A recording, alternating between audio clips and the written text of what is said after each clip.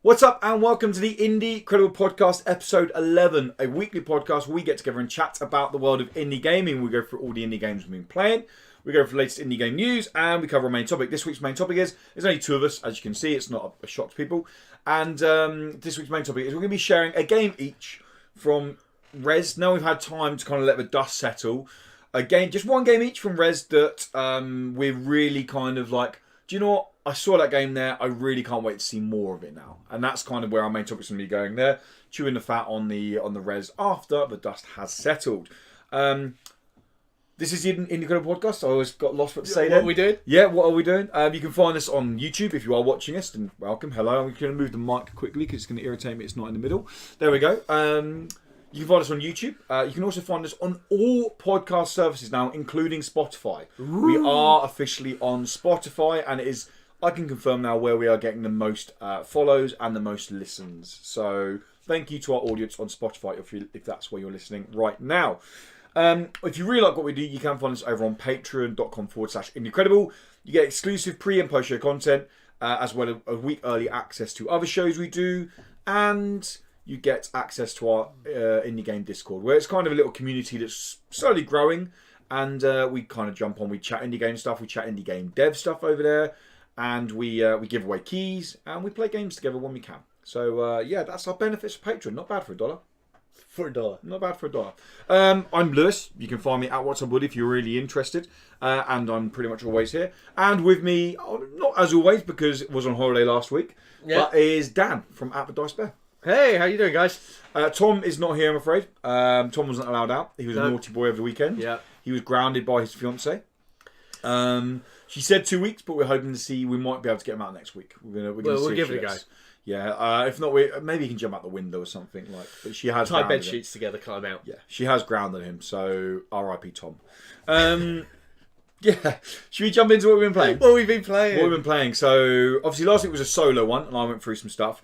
I've got some stuff I'll wrap up because I spoke about 2 games last week that I couldn't go fully in depth on because review embargoes. Right. But I can go in depth on them now. And so I'll wrap up those first and then we'll go on there. So My Time at Porsche, review's up now. I'm not going to spend ages on it because the review is up. Again, we don't score games anymore. So be warned of that. And the reviews now are like 20 minutes long. But you watched the Katana Zero one. Do you think it's all right? You kind of... Is it too long? Actually, no. Once you got into the review, it was all right. There are points, like at the start, you spent ages rambling about the fact we don't review anymore. I think, fuck you, to be honest. I'm only going to do that for the next couple of videos, and then people will realise I think figure a script thing. Okay. That says we don't review games because we're actually good at our jobs. Okay. But once you got into review, it was all right. Yeah. Okay, cool. So, My Time at Porsche review's up now. We don't score it, but we gave it a... No, I'm joking. We gave it a 5 out of 7. No, My Time in Porsche is... so it's a free... Short story, it's a 3D Stardew Valley. Best way to describe it. It's a 3D Stardew Valley, but with a lot more depth. And I've... Now my timer in the game's up to... Well, my time in the game on PC build is up to 40 hours, but I've started again on Switch where I've put like 6 hours in. I think really that should say enough about what you think about the game. Yeah, the fact that I went and dropped... You put 40 hours into the PC and then you drop your own money into having it on the Switch. Yeah. So you could put more hours in. The game never gets... review for you. The game never gets bored. Like, what genuinely takes me back by it is it always keeps giving. There's always something new to do. Yeah. And it does very much fall into the tropes of... I mean, I'm not going to play it. I'm not playing it at the moment because another game I'm going to speak about in a minute. But it falls into the fact that I've got spare hour. I'm waiting for a video to export. I'll jump on. I'll go chop some trees down. I'll go mine some stuff. I'll go clear this cave out. I'll go do stuff with that. I'll get the resources. I'll turn it off. There you go. I'm not going like, oh, what happens next in the story? What happens to Porsche? Oh my god! I'm just like, is Porsche a person? Porsche is a person. So yeah, that's why. See, you used to call it My Time in Porsche. Yeah, I did all the time. I did. And I always thought, hang on. And now that Porsche's a person, this game got deeply sexual very fast. Yes, definitely. But no, My Time at Porsche. I did call it in Porsche. At Porsche. It's weird, isn't it? Do you not think it should be in Porsche? Well, not now that I know it's a person. Okay, true. Unless it is a game about being like some sort of thing inside a person. Pesticide? Pesticide, yeah. Slowly killing them. Parasite. Yeah. Or a symbiote living inside someone's stomach. The wrap-up of My Time at Porsche, and literally what I say in the review is, the game doesn't do anything new to the genre, but what it does do in the genre, it does very well. if you like Stardew Valley, if you like Rune Factory, if you like those Harvest Moon style games, you're going to love My Time at Portia. There's no doubt about it. If you've never played the games before, don't expect to jump into this one and think, oh, this one's going to grab me in because it does lots different. Not really. It does the same tropes all the way along. Also, I will say, stick with the game for the first 10 hours because, again, if you haven't played these games, they are very grindy in the first 10 hours. Not because the game's repetitive, it's just you have to kind of get going. Imagine you start as a tiny little snowball. You have to build up momentum. Once you get the momentum, you become this juggernaut, and everyone at Porsche wants to be in you, not you in them. Let's go on to the next game. I'm still really... Porsche's a person, not a place. Or is it? Because My Time at Porsche sounds very much like it's a place. It's a place. So in would work? Yeah. Okay. But is it a place? I haven't played the fucking game. Next game. Farming sim. Next game. I don't think you'd love it. I think you'd enjoy it, but I don't think you'd be like sinking. Like I know this game's going to be. I know in a year's time, I'm still going to be playing this. I'm still furious with Farming Sim for not allowing me to raid other people's farms and steal their crops. That is the first thing I did with my combine harvester. You can't do that in this game either. See, that sucks. Why do that? I want to be the first. You can chop their trees down. You can steal their trees. You can steal their trees. There you go. Get it there. Next up, another review that went up this week: Katana Zero. Now, if you didn't get the idea from the review, if you've seen it, Katana Zero is, and I said this to you, is personally my game of the year so far. Katana Zero is fecking amazing. It does exactly what I want from that kind of game. Now, please don't look at the trailer and think, oh, this just looks like another 2D action platform, because that's exactly what I done. When I first saw the trailer, I was like, oh great, another 2D action platform that looks quite hard. Wow. And then I saw it at Rezzed, and I watched some of the gameplay, and I was like, this actually looks quite interesting. I'm interested to play this. Played it at Rezzed for 10 minutes, 20 minutes. Was like, okay, I don't want to play any more of this game now because I want to play this game on my Switch. I want to get invested in it. I finished the game 3 times now. Right. I don't want to spoil anything for people on the game, but the game does require several playthroughs if you want to get everything in the game. The way it does the end game is very clever, right? Very cryptic, and a fucking pain in the ass, but it's great. There are lots of secrets that I still found on my third playthrough. Right. There was one I found very early on, and I don't know why. Basically, someone jumps. It's not a spoiler. Someone jumps off a balcony. A boss jumps off a balcony, and you're like, oh, they're dead. And then the arrow's like, go. So but then on my third playthrough, I was like, what if I jump off the balcony? And then there's this whole secret boss fight. So, cool. Yeah, there's the game. It feels so slick. It feels smooth. The soundtrack's amazing. The best way to describe it is it's Hotline Miami, but 2D. 2D. It's literally the best way to describe it. The boss fights are so cool and clever. They do this thing where the whole slowing down time is part of the narrative. Yeah. And the boss fights play on that. Okay. Because there's basically, again, this isn't so much a spoiler. The way you slow down time is you can almost... The reason you can slow down time is you can see what's going to happen in front of you due to a narrative part. Yeah. So the boss fights, when you die in the boss fights and you rewind, like it's kind of looping time. So the boss fights are basically going like, that's not going to work. If you keep doing that, you're just not going to do it. You got to try something different. So like you keep dying the same way, and they're like, that's not going to work.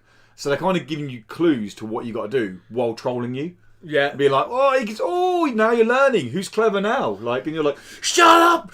You see, this is why I don't want to play it on Switch. Do you not? Well, I smash controllers.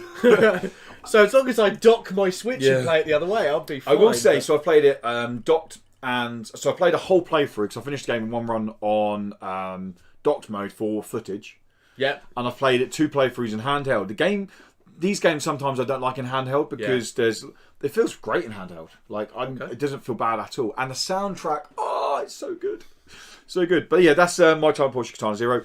Quick kind of plug for the other one because there is a mini review up on my other channel, which people can find if they want just WhatsApp Woody on YouTube.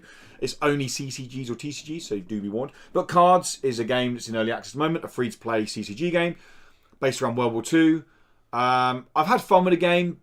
All I'll say on it is, if you're not into World War II, if you're not invested in that setting or that part of history, the game offers enough fun, kind of unique CCG mechanics to kept me invested for about 20 hours. But I'm kind of bored of it now because I don't like World War II stuff. I'm not a fan of that era. I don't want that to come across as this guy hasn't got a heart.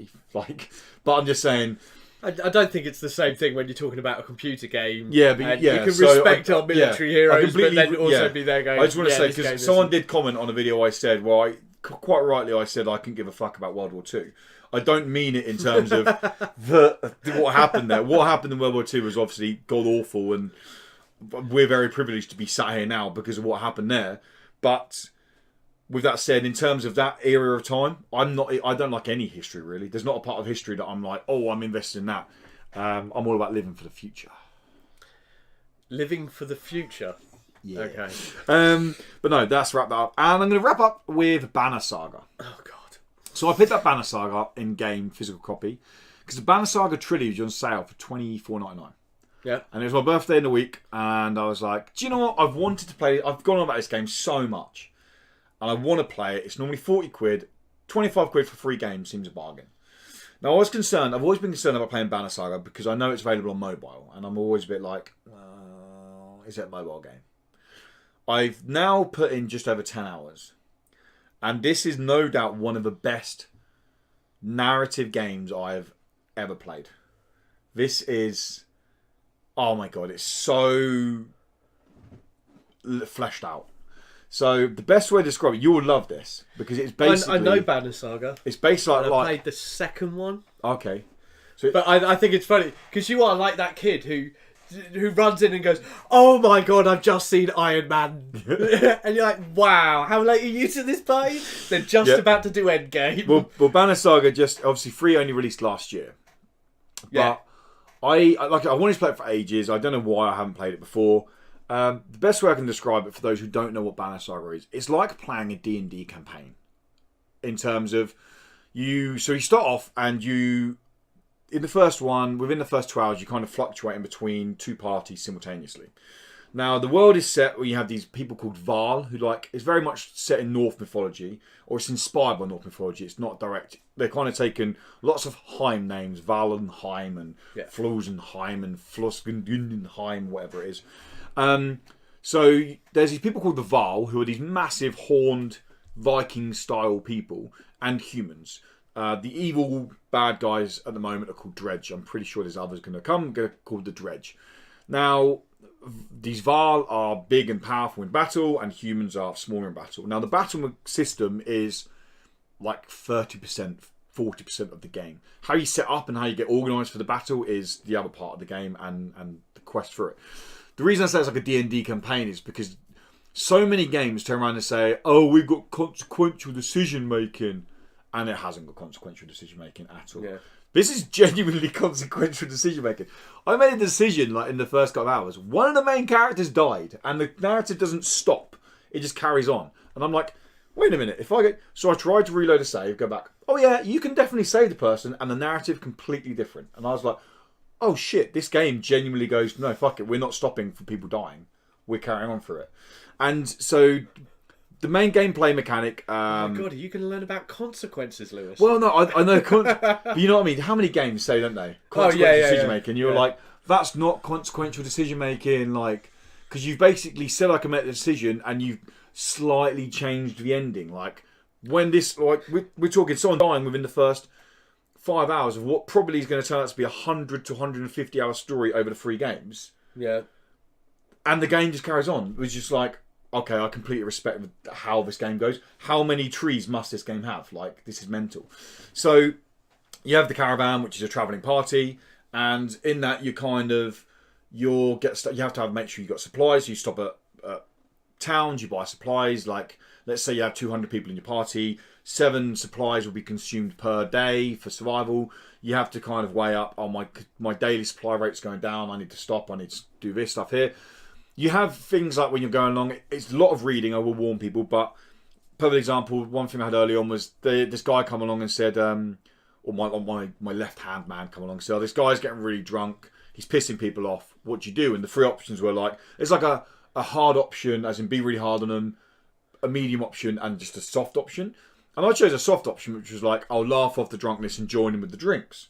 So I'd done that, and then, funny enough, half an hour later, I came back. The same guy came back and said, whatever his name is hammered now. He's knocked over a fire pit. It's gone into the supply barrel, and we've lost a supply train. We just lost 40 supplies because he was drunk. So then you take the hard option, and although he's now like, I'm sorry, I won't drink anymore, and he's away from drinking that, the people are like, don't respect you because they're like, well, you should have done that first off. So there's no right choice. Like, you're gonna affect something the way you go, and that lays into your morale, which then goes into your party. The combat system is turn-based on a tile basis. It has a lot of strategy to it by a really simple mechanic, whereas the Val, the big guys, take up 4 squares, so 2x2 squares, and the humans take up just 1 square. So the way you move, like, you can set a Val up. So this guy's really weak. So if I set a Val up here, this enemy, say it aggro's on my little human guy, the Val, I know they've only got maybe 7 steps. They have to walk around the Val. So you can set up strategy like that. It's a lot more in depth. It has a whole war mechanic to it. So when you come into bigger fights, we'll say the Dredge have got, you can roughly count just over 500 Dredge. You currently have 400 people, including the Val. What do? You can rush in, meaning that you take on the brunt of the battle in the battle mechanics, and your warriors take around you. So you're going to have a harder fight, but they're going to hopefully save more. Or you can set up formation, meaning you have an easier fight, but then your warriors you're probably going to lose more warriors. And then that all pays into, do you have enough to move further? And it's just, the game is just so robust in everything it wants to do. Like, you go to the map, you can click on pretty much any icon on the map, and it will tell you a paragraph of lore about that area, what it is, and you know what, I'm a sucker for like that stuff. So I'm in the map for like an hour going, ooh, what's this? Ooh, let's read this.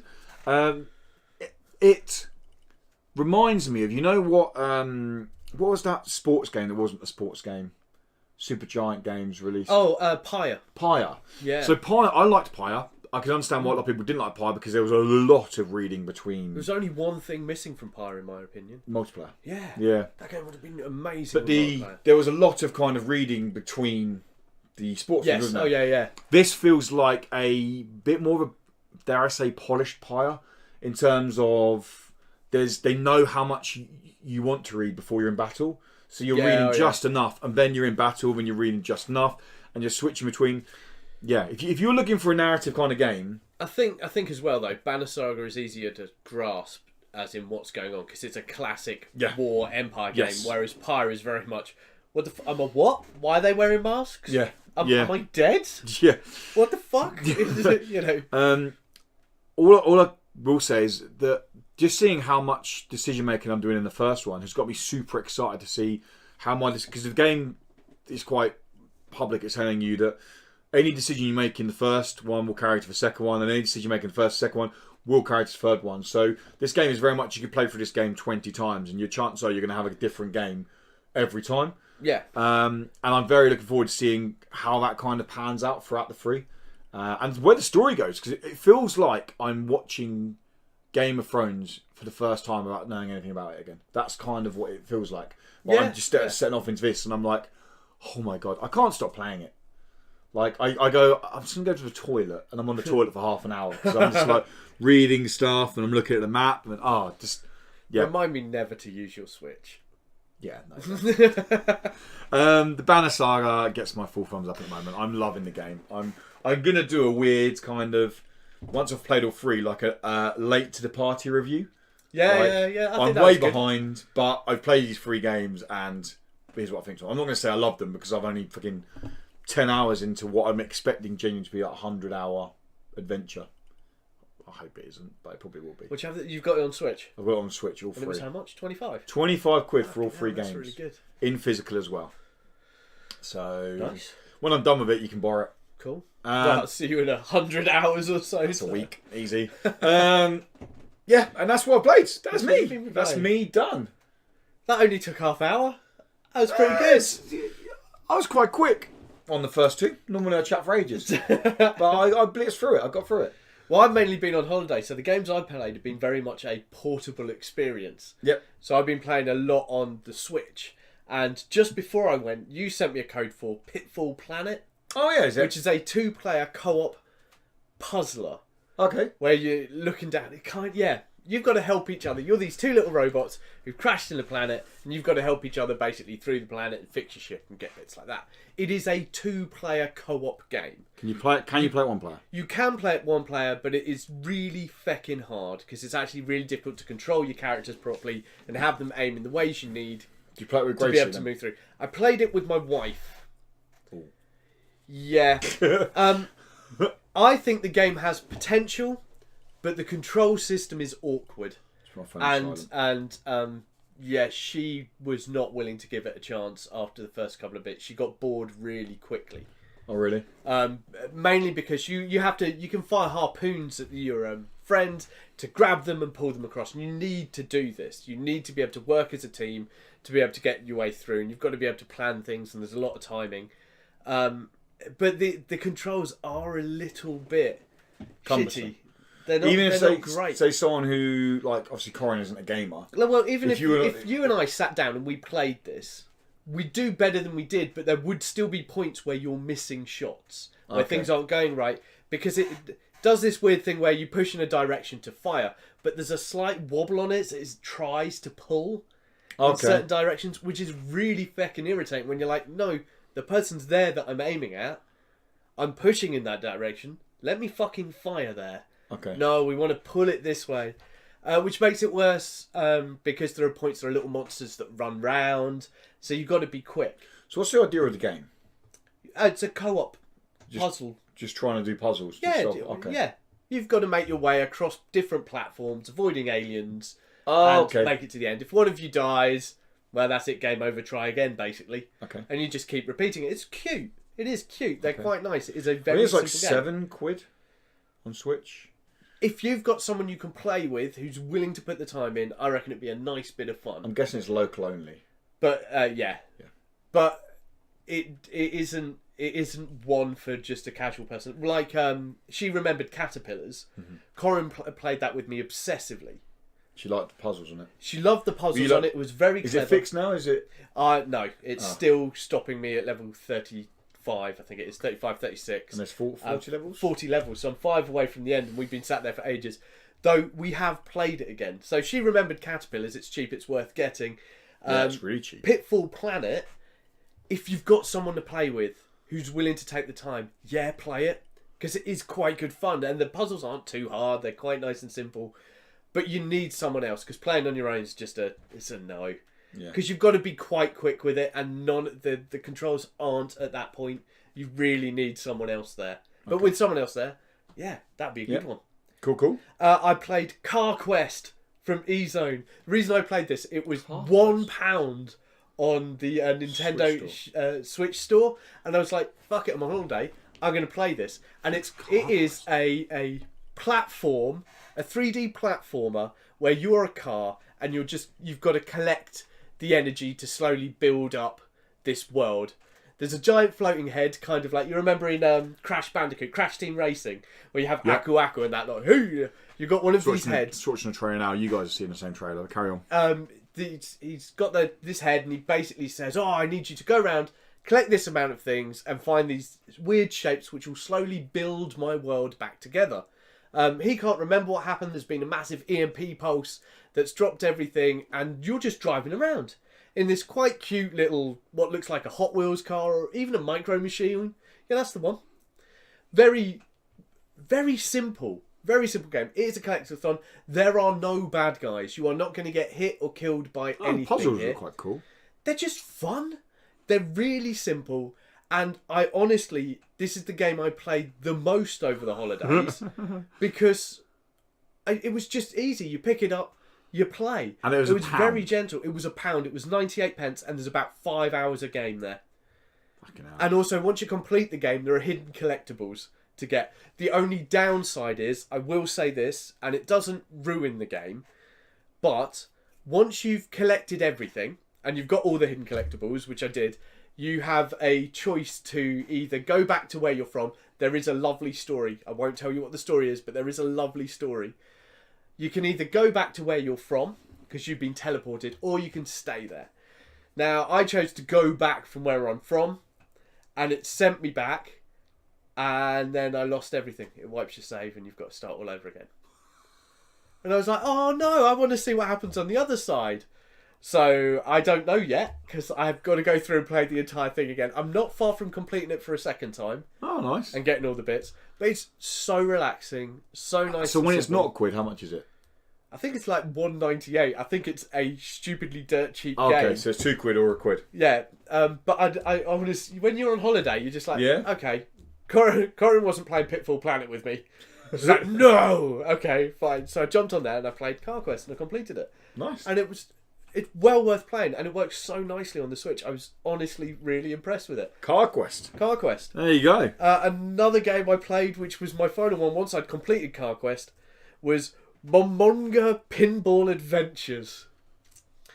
You're a flying squirrel, and you are tasked with saving the planet by basically all the worlds are pinball machines. Like Yoku's Island Express. No, whereas Yoku's Island Express was a world and you travelled along it, these are definite machines. You're set in a thing and you've got to bounce yourself around like that.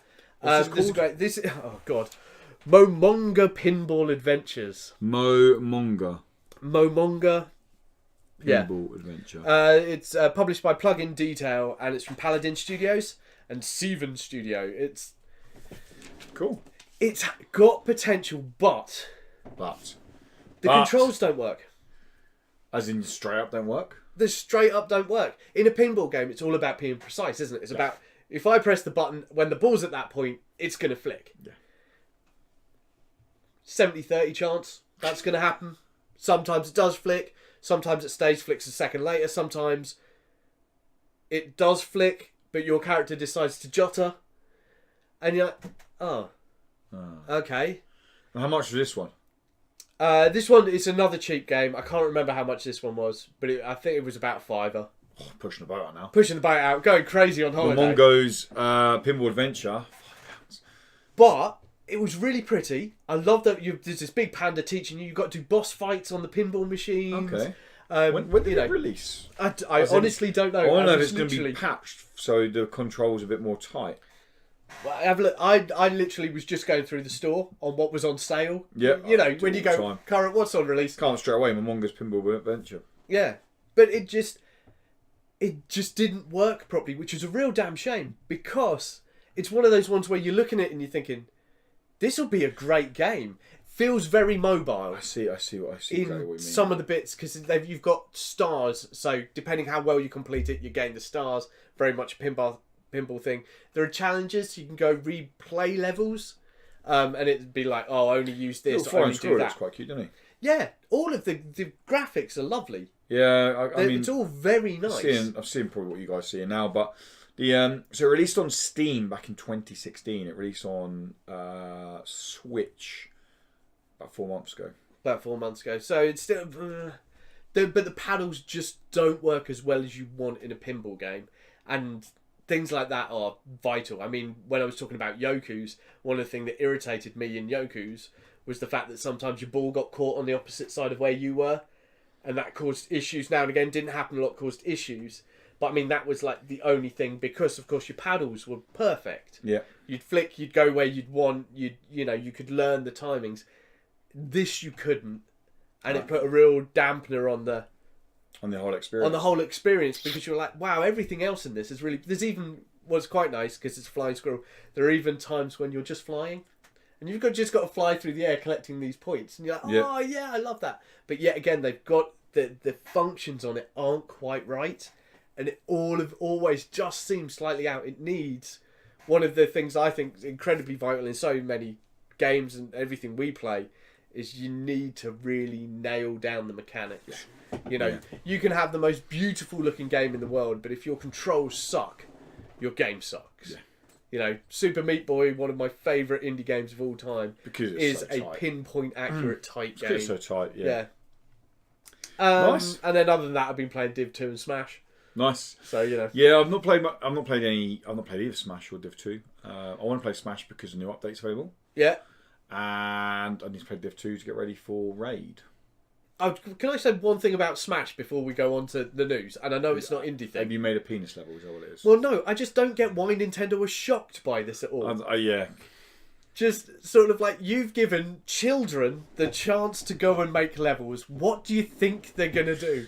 It's going to be full of cocks and memes. And me and Tom exactly were on there within, 2 hours of the launch thing? And all that the levels were cocks and memes. And that was it. And we thought, yeah, that's what you're going to get. Yeah. I don't know why they were surprised. Nintendo came out shocked. They're like, oh, we can't believe people have done this. You're like, seriously? Really? You never yarn? Yeah. Ridiculous. I still love the fact that because Reggie's gone now, hasn't he, from heaven? Yeah. I love the guy that took over. It's called Greg Bowser. I love that. I love the fact that Bowser is now leading Bowser's Nintendo. in control of Nintendo. Goodbye, Mario. Yeah, that's it. That's You're gone. it. He's gone from the inside. Yeah. So let's move on to some news, some indie game news. Not tons this week. It's a really fucking quiet week for news. Yeah. It's quiet actually for probably now until probably E3 time. It's gonna be pretty quiet. This is kind of when gaming in general takes a bit of a lull. I mean, if you're going down the AAA route, you've got Days Gone's coming out, which I'm interested to see what it actually is. I'm very much waiting for not so much review scores, but what community who are playing it say. Mortal Kombat 11, which is going to be great, but again, it's a niche market. But other than that, there's not really any massive games coming out. So jump on Div 2, $1 a month over on Patreon, join our clan, and have some fun. Simple as that.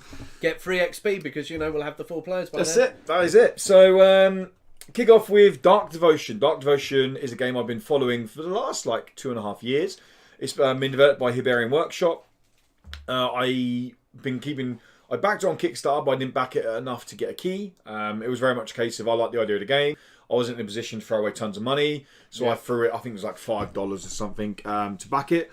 And I kind of got a wallpaper and update notes on the development. I've been looking forward to it for a while. It's definitely my kind of game. A very gritty, 2D, challenging, I don't want to say platformer because it's not like action adventure, I suppose. Yeah. Where you play through this kind of dark temple. The idea is you're looking to rid the world of this kind of evil darkness that has overcome everything. It does say, it mentioned several times in the press release, this game is challenging, so it doesn't surprise me when you look at the trailer. But it's got a release date out of nowhere. We got a release date last week, and it literally is coming on the 25th of April to PC to start with. It is coming to other consoles, including the Switch, PlayStation 4, Xbox One, and Nintendo Switch at a later date. But at the moment, it is coming to PC on the 25th of April. So depending on when you watch this, it might even be live now. I will be talking about it next week on the podcast. Because there's a whole confusion over keys. We were sent keys. There was a big confusion on them. They don't actually activate until launch of game. So I can't play the game until it launches on the 25th. Yeah. Otherwise, I will talk about it now. But yeah, Dark Devotion, Hiberian Workshop. It's you can see the trailer up there. If you like the kind of gritty Slain, you remember Slain, don't you? Kind of Slain was more platforming based, but if you like that kind of challenging 2D pixel adventure game, then definitely a game you should be worth checking out. Next up, Redeemer. Redeemer are released on on PC about 18 months ago. It was a while ago because I don't know a review for it. Time ago. I played it initially at Rezzed 3 years ago. Yeah. And was like, this is really cool. When's it coming out? And the guy was like, it's coming out in about 4 weeks on PC. So I played it on PC. I really liked the game. Back when we scored games, we gave it an 8, but we don't score games anymore. The game, so it's very challenging. This is a no holds barred, in your face kind of isometric-y, top-down brawler game where you play as a monk. You play as this guy called Vasily, who's a monk, and he very much he used to work for a government corporation who used to basically take out contracts to kill people. He's a trained killer who's now turned monk. His ex-partner has now come back with this kind of mechanical new technology and is going to take over the world.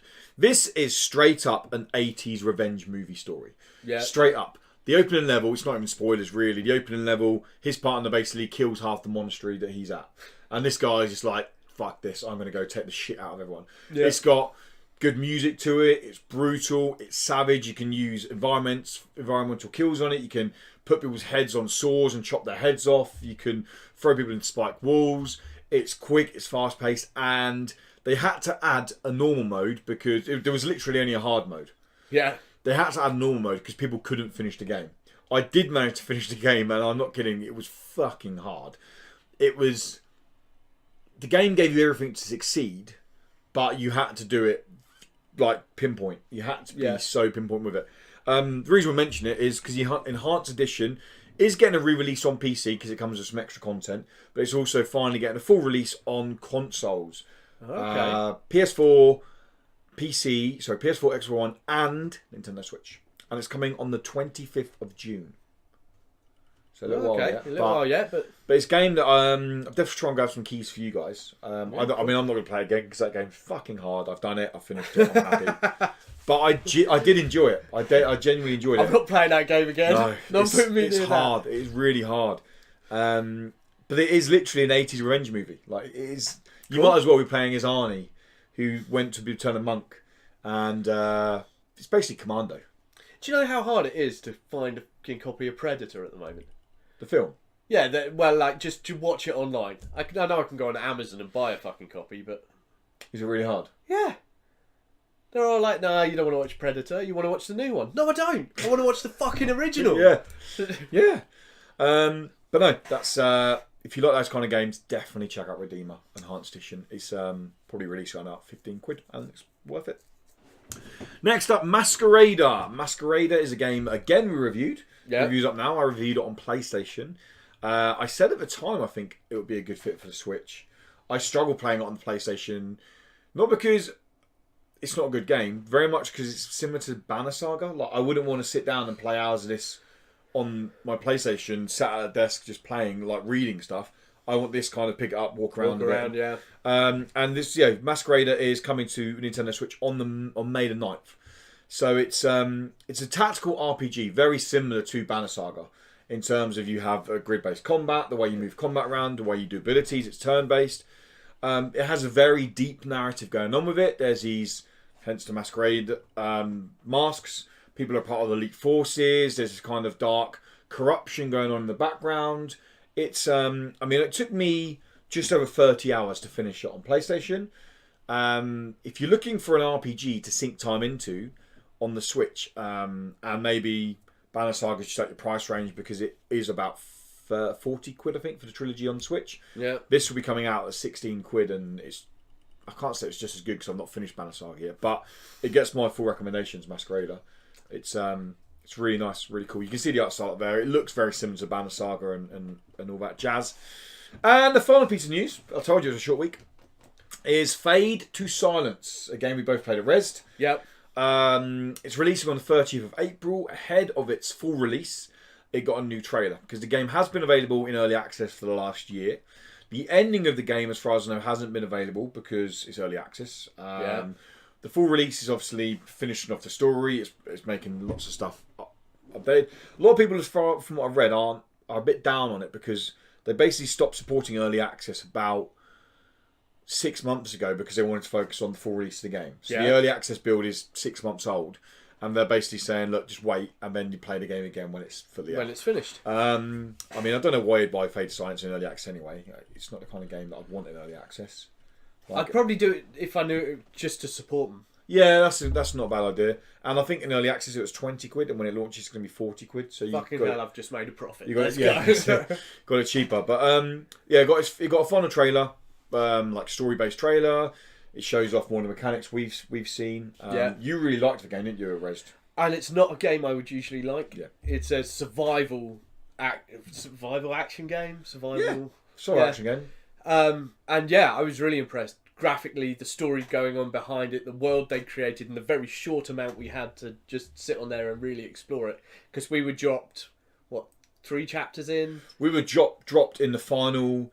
So there's basically 3 tiers to the world. Yeah, that's it. So we were dropped at the start of the 3rd tier. So we were very much, because they wanted to see, they didn't want you going through the tutorial of this is how you do this and this. They wanted to see this is what the game can be. This is this power. This is this power. So it was a bit. You've earned stuff. You've built up the world around you, so you can go and do stuff. It was a bit. I say cumbersome in terms of it was overwhelming because there was so much to do when we jumped into the demo, and I was like, well, I found this item here, and I said to the guy, like, what does this do? And he was like, don't worry, like, you'd know what it does if you played the whole game through. If you played the game. And that was the problem with it, in a way, was, well, I wanted to know. Yeah. But the fact it had grabbed me like that, I was really impressed with. Yeah, it's very intriguing. Yeah. Yeah, so the new trailer you guys have just been treated to. Was it out, it's 30th of April. It's coming on 30th of 30th of April. April. Our key / maybe keys are coming soon. You've got first dibs on the key. Woohoo! So yeah, PlayStation's coming to PlayStation 4, Xbox One, and a full release on PC on the 30th of April. So not very far away at all. Wow. And that's the news. That has wrapped up the news. That was it. That was it for news. That just doesn't seem enough. No, it doesn't. But there genuinely isn't anything else. I could have scraped the barrel and gone with other bits and bobs, but genuinely, you guys want to hear about nonsense like that. So yeah, move on to the final main topic. Now, EGX Rezzed happened 3 weeks ago. About 2 weeks ago. 2 weeks ago. 2 weeks. 2 weeks ago, EGX Rezzed happened, and we were there in full force. Yes, we were. Lots of coverage up now on YouTube and on the website. So if you want to see our previews, if you want to see our top 10 games of the show or anything like that, then please go and check out those videos. We've had the dust settle now. I've had time to think about what games I played, what games I liked. And now we're just going to share a game each just that we enjoyed and that we're really looking forward to seeing more of. Now, this game, it could be coming out in 2 weeks, could be coming out in 2 months, could not have a definitive release date. But what game, I suppose, did you play that you were like, okay, I really like what's going on with that. I really like where they're going with that. I can't wait to see what happens next now and get my hands on it. It's hard because it's one game out of so many. It's really difficult because there were so many games that, you sit there and you go, oh my God, I want to play that. Yeah. As in, I don't like American Fugitive. I don't think there's going to be a lot more coming to that game. I don't think we're going to hear like, oh, we've added all these bits and all of this has happened. Because what they had there was wicked good fun, and I just want to play it. We're still waiting for a release date, but it's coming very soon. I keep getting sent emails. It's coming very soon. And they're like, as in the release date announcement's coming very soon. Yeah. They keep going like, release date announcements coming really soon. We've been invited to the launch party, which is up in London though. That's fine. But I'll go to American Fugitive one. I'll be tempted to go to American Fugitive launch party. But yeah, so there are games like that that are really, grab you and you want to play. There's no news coming to that. There's nothing that I really keep an eye on apart from does it launch? When can I get my hands on it? Mm-hmm. But a game that kept me thinking during it, and purely from an educational standpoint, was, let me read it again because I always got the name right. What was it? The Endless Mission. Oh yeah. Which was Meta. The Endless Mission Meta. Is that the full title? Well, because the Endless Mission is a game that is available now. Oh, okay. Yeah, it's a first-person puzzle game available now by the same guys. Oh, okay. By the same guys, yeah. Oh, so that makes more sense. Yeah. But it's a modding game, so you go in and the game is about learning to mod, learning to program and hack systems and do that lot, and create your own games and share them. Now, we've seen these type of things many, many times before from different companies. Was it Dreams? Was one, and Xbox had their own one. There were all these ones that came out, and you played them, and they always felt really restrictive. That you were never really learning to code; you were just learning patterns that didn't really show you anything. Whereas this, it's just called the Endless Mission. Is it? Yeah. Oh, okay. It's a different. They're two completely different people. Oh shit. So, Endless Mission is an actual puzzle game available. And then Endless Mission is the game. The Endless Mission is the one you're on about. Okay, so the Endless Mission does actually take you into the background of it, and it does it in a beautiful step-by-step process. So if it's your first time doing it and you know nothing about it, it's a simple case of like using Scratch. You're putting jigsaw pieces together, or you're slowly changing a little number here or there that will change everything in the environment around you as you play a game. So it goes back to what we used to do when we used to play Doom and that lot. You used to go in the back end and you first learn how to do the ID-20 and all of that lot to give yourself all the weapons or God mode or all of these things. You're like, I'm great. And then slowly you'd learn how to go into the background, give yourself more health, and then you start building your own maps. This does exactly the same thing, but it allows you to do it through so many different ways. And sitting there, I'm like, oh my God, this would be great for any level. Yeah. I work in primary education. So for me, the Key Stage 2 lot would fly with this. to the point they would be making their own games. They could share it in a safer space. They'd then be able to play each other, steal bits of code here, and they'd be able to take it from just these very simple linking blocks to full programming, full looking at Unity and then building things in 3D modelling. And I'm tempted to get in touch with the guys and say, like, is there any chance they could send us over 10 keys so I could set up the IT suite at school? At school, and then be like, look, I'll plug it, all that stuff. And we'll tell the kids to play it, and we'll then inform other schools who will then buy it, and you have, if you can get into the school side. But for me, I was looking at that going, that's how I would want to learn to code. Yeah. I don't want to sit reading a book. I don't want someone telling me, right, type this in here. That doesn't help me. I want to play a game and I want to mess with it. Yeah. And then slowly I'm going to be stealing little bits of code and learning it. And it does a brilliant job of it. All the way to the point that you do go from these linking blocks to basically you're looking at a Unity screen, aren't you? Yeah. You're looking at a proper game dev screen. That's what I want to say in terms of, so someone who's been teaching, I mean, my game development is still very much learning, and I'm learning as I'm delivering it to the girls. I should clarify, I'm a teacher, not delivering it to girls. People are just walking around the street. Yeah. Hi, have you heard of coding? Yeah, I work in an all-girls school, so I would just clarify that. But no, so take this over something like Dreams. Dreams looks like a great piece of kit, don't get me wrong, but Dreams is very much its own UI. It's not, there's no transferable skills on Dreams.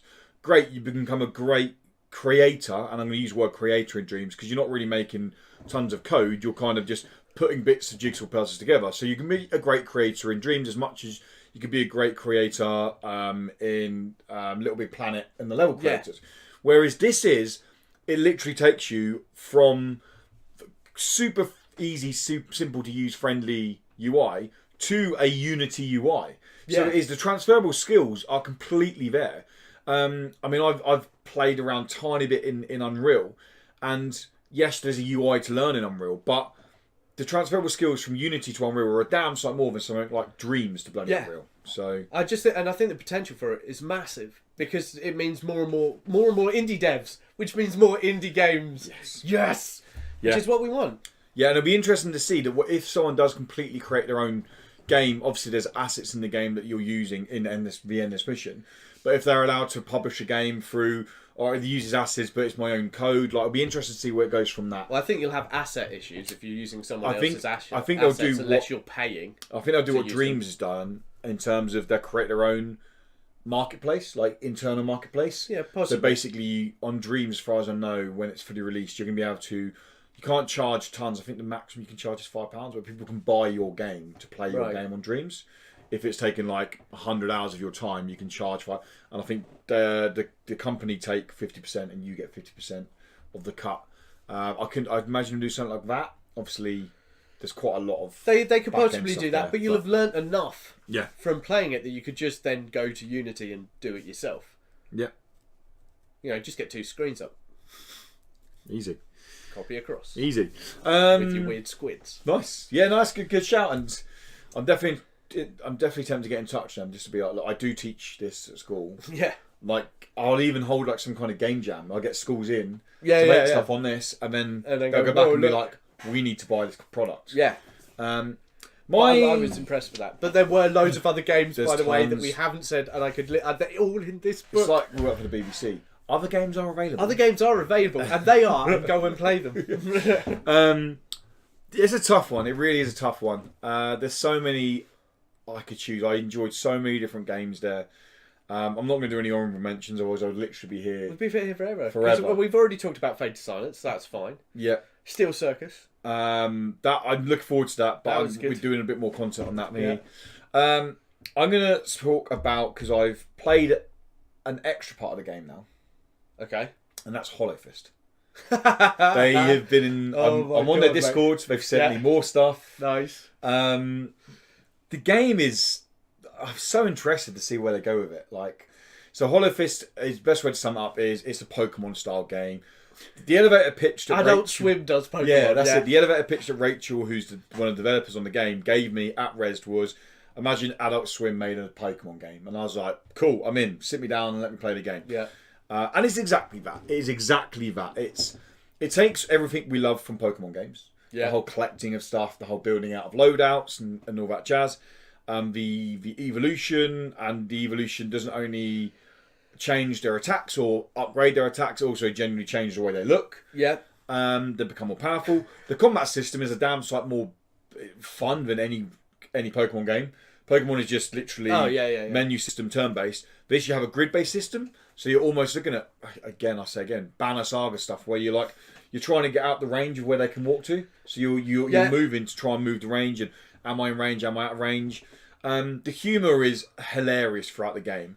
The kind of one of the overarching jokes is the game's called HoloFist, and these little creatures called Holo Buddies, and you're set in a world where no one's ever heard or no one's been told what fisting means or what fisting is. Yeah. So they keep talking like they people say it just in sentences because they think it's perfectly fine. And fisting to them is like you battling your Holo Buddies. Yeah. So when you finish the tour, it's like great fisting today. You should be proud of yourself. It's just like this is so wrong. Like it's hilarious, but it's so wrong. The Holo Buddies seem to have like a personality based on them. There was only 3 available in the demo. But they've got so many more. Oh, so many. And the idea, the toothpaste was one of my favourite sounding ones. Yeah. Which is a tube of toothpaste that just constantly tells you depressing truths about yourself. Like you're a little bit overweight, aren't you? Yeah. Like just obesity's knocking. Yeah.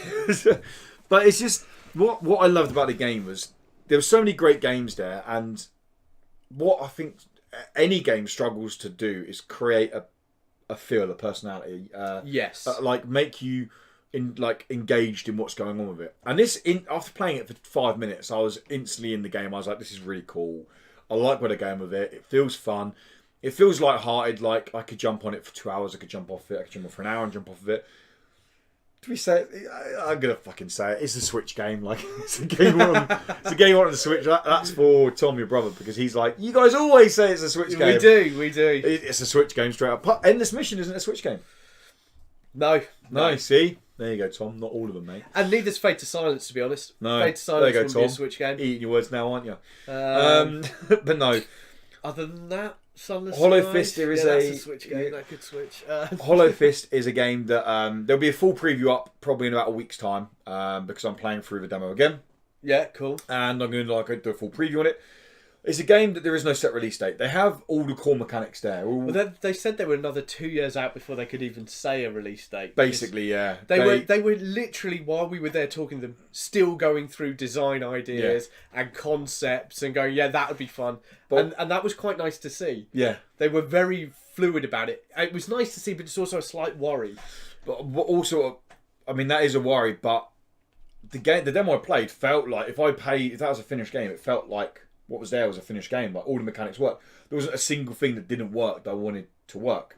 That, however, there was quite a few T-posing going on and very vertical bits slice like that. It was like they've made that for a demo. They're spending the next year making a story, basically. Yeah. And then, because they've got most of the programming mechanics there, once the story's in, they can start fleshing it out. But yeah, this game, I wouldn't expect this game anytime before end of 2020 if we're lucky. Oh, if you're lucky. There is a Steam page up now, so I'll link it in the description if you want to see more on the game. As far as I'm aware, they're looking to get a demo out by the end of this year that you can play. Yeah. Which would be good for people, basically. The demo we played was slightly more fleshed out. But no, HoloFist is a game that I'm really looking forward to more now. And they will fly around. It'll fly around, is what I was going to say. Okay. The release, like, we say 2 years away, but how many times have we played a game and we go, it's coming out in 2 years, and then like, oh shit, it's here. It's here, yeah. Yeah. Bugger. But yeah, that's it. It's not though, there were so many great games. There were so many great games. We should really just be doing a res section. Yeah. When are we going to do a res section? Is it when Tom's here? Yeah, because I know Tom's got lots he wants to talk about. We should do a res section. Yeah. We'll do a res section. We'll do a res section because there were so many great games. There were so many games that so many people just aren't talking about. It really came out of Rezzed me. and no one's talking about the amount really of irritates really cool me. games. Like, I'm not. I mean, we saw like huge companies there, like PlayStation Access, whatever. Yeah. Two Fingers. What I can't remember called, Dual Fingers or something like that, and then Rock Paper Shotgun were obviously there. They sponsored the event. But I'm not. There are games that I'm like, what? People were recommending games over games. I'm like, you're only doing that because the publisher. Yeah. Like, you're only doing that because the publisher has a bit of weight behind them. Like, people recommending My Friend Pedro. I played a game after being excited for the game I'm a little bit apprehensive now. There are so many games that were damn sight better than My Friend Pedro at the game. Yeah, easily. At the event. But no, we'll definitely do a res section. The other people who were there, the one that really annoys me, because I actually find them quite funny, they're the Xbox lot. Outside Xbox? Outside Xbox. Outside Xbox are there all the time. Every year they seem to be But they've done a big D&D campaign there this year. Yeah. A live D&D So they did that, but you look at the content they then released after being at Rezzed. I don't think they actually went round Rezzed. No, I think they spent their time having a chat and going, hey, and let's do our video where we talk about how funny. Play the fucking games, guys. Yeah. Play the games. Yeah. That's what we really want. I'm sure you're great personalities and I'm sure you're lovely people, but play the games. Agreed. That's it, guys. Thank you for stopping by. Thank you for watching or listening if you did. And yeah, we'll be back to 3 of us again next week. The full team will be here. Yeah, Tom, hopefully Tom's not grounded anymore. Yeah, he'll be let out. Yeah, hopefully he'll be let out. But no, thank you for stopping by, guys. If you did like if you liked the video and you watched it, then make sure you give it a little like because it really helps us out. And if you want to keep updating more indie game stuff over on YouTube, then make sure you subscribe to us. Even if you listened, but you're like, do you know what? These guys sound cool because let's be honest, we are cool. Yeah. Do you want to keep up to date with our reviews, our weekly release videos, anything like that, then make sure you head to YouTube and subscribe. And yeah, you can find us on all podcast services, including Spotify now, which is the bane of my life for ages trying to get on Spotify, but we're there. We are there. So yeah, that is it, guys. That's going to wrap us up. If you want to watch me play some CCGs, because it's all I seem to do at the moment in my life, or if you want to hear me chat about any crap, whatever, then follow me over on Twitter at What's Up Woody, or follow me on Twitch at What's Up Woody. Dan, where can people find you? Just type in the Dice Bear onto any good search engine and you'll find me. Follow Twitter, Jeeves. Facebook, Ask Jeeves. Ask Jeeves. What was the other one? Bing? No one ever used Bing. I don't know. There was another one that was like Ask Jeeves and disappeared. Can't remember what it is now. No, I can't remember. But yeah, the Dice Bear. Yeah, cool. Thank you so much for watching, guys. Thank you so much for listening. If you want some extra content, because we're going to go chat to our patrons now, make sure you head over to patreon.com/Incredible or hit the link in the description below. $1 a month gets you exclusive pre and post show content. But until next time, thanks for watching, thanks for listening, and make sure you stay Incredible. Hey, it's back. Yay. See you later, guys. Bye.